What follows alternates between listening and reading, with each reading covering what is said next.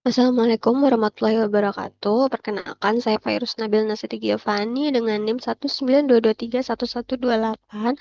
Di sini saya mempresentasikan tentang hasil review saya mengenai neraca bahan makanan. Untuk sumbernya, saya menggunakan buku dengan judul Neraca Bahan Makanan Indonesia tahun 2022 sampai 2024 yang diterbitkan oleh Badan Pangan Nasional dan Badan Pusat Statistik. Pertama, ada pendahuluan yang mana NBM Indonesia disusun setiap tahun dengan mengacu pada pedoman Food Balance Sheet dari FAO serta menyesuaikan ketersediaan data nasional.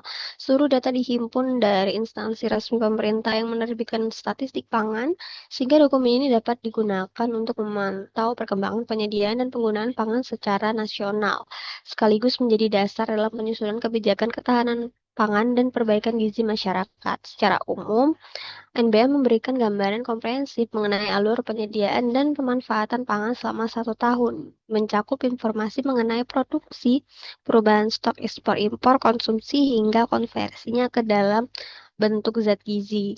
Nah, dengan demikian, laporan ini menunjukkan kemampuan sistem pangan nasional dalam memenuhi kebutuhan penduduk. Untuk tujuan dari penyusunan NBM sendiri untuk menyediakan data yang menggambarkan kapasitas negara dalam mengadakan dan memanfaatkan pangan serta ketersediaan bagi konsumsi penduduk, baik dalam bentuk kuantitas bahan pangan maupun kandungan gizinya seperti energi, protein, dan juga lemak. Informasi tersebut membantu menilai kecukupan pangan nasional, mengidentifikasi potensi kekurangan atau surplus pangan, dan menilai keselarasan antara kondisi aktual dengan rekomendasi dari WNPG. Nah, NBM sendiri juga bermanfaat sebagai dasar evaluasi tentang penyediaan dan pemanfaatan pangan menurut Senari Gizi, sebagai referensi perencanaan produksi dan distribusi pangan, sebagai sumber informasi bagi penyusun kebijakan pangan dan juga gizi, dan sebagai acuan penelitian dan kajian akademik terkait ketahanan pangan.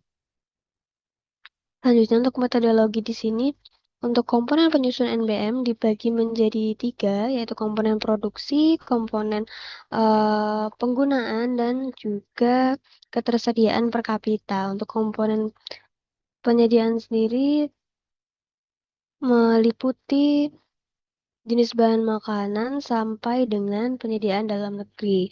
Selanjutnya untuk penggunaan dimulai dari penggunaan pakan, bibit, hingga digunakan sebagai bahan makanan. Selanjutnya untuk persediaan per kapita, di sini bahan makanan yang tersedia untuk dikonsumsi dinyatakan dalam ketersediaan bahan makanan per kapita dengan kategori kilogram per tahun dan gram per hari. Untuk ketersediaan energi dengan satuan kilokalori per hari, ketersediaan protein gram per hari, dan ketersediaan lemak gram per hari. Selanjutnya, di sini adalah pengelompokan bahan makanan dalam NBM. Untuk perhitungan dalam MBM untuk penyediaan, di mana total penyediaan dalam negeri atau total supply, yaitu hasil produksi dikurangi dengan stok akhir min stok awal ditambah impor dikurangi dengan ekspor. Selanjutnya untuk metode penggunaan dihitung dengan pakan, bibit, industri, kemudian yang termasuk tercecer, ketersediaan bahan pangan, dan juga ditambah dengan penggunaan lain. Sesuai dengan prinsip neraca, maka total penyediaan bahan makanan adalah sama dengan penggunaannya dengan eh, total penggunaan yang dapat dinyatakan dengan persamaan TS sama dengan TU. Kemudian untuk ketersediaan, untuk mendapatkan jumlah ketersediaan bahan makanan per kapita, maka jumlah bahan makanan yang tersedia dibagi dengan jumlah penduduk yang dapat dinyatakan dengan persamaan FD per kapita sama dengan FD dibagi jumlah penduduk. Berikut merupakan ketersediaan energi, protein, dan lemak secara nasional dari tahun 2022 hingga 2024. Untuk ketersediaan energi sendiri dapat digambarkan sebagai berikut. Selanjutnya di sini ada ketersediaan protein. Untuk detailnya di sini ada kontribusi kelompok bahan makan terhadap ketersediaan protein juga meliputi padi-padian, makanan berpati, gula, buah-buahan, sayur-sayuran, daging, telur, susu, ikan, dan juga minyak. Selanjutnya di sini ada ketersediaan lemak.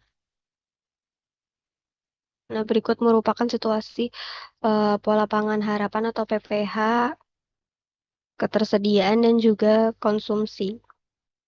Untuk tahun 2022, untuk skor PPH sendiri 96, 2023 96,10, 2024 95,06.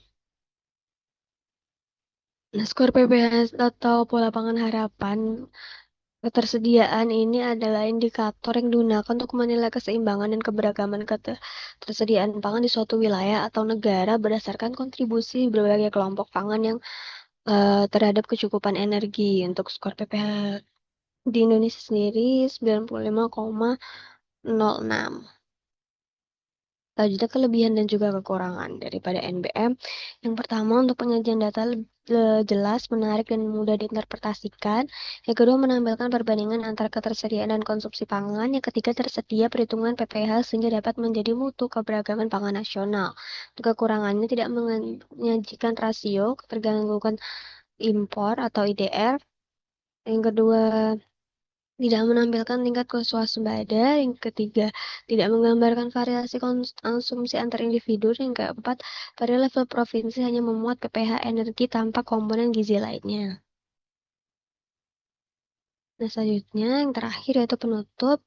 Menurut kesimpulannya, pada tahun 2024, ketersediaan energi, protein, dan lemak mengalami penurunan dibandingkan dari 2023, dan ketiganya didominasi oleh sumber nabati. Skor PPH ketersediaan sini masih lebih baik daripada PPH konsumsi yang menunjukkan keragaman pangan belum sepenuhnya tercermin dalam pola makan masyarakat. Untuk saran yang dapat diberikan, yang pertama, peningkatan produksi dan ketersediaan pangan hewani menjadi prioritas.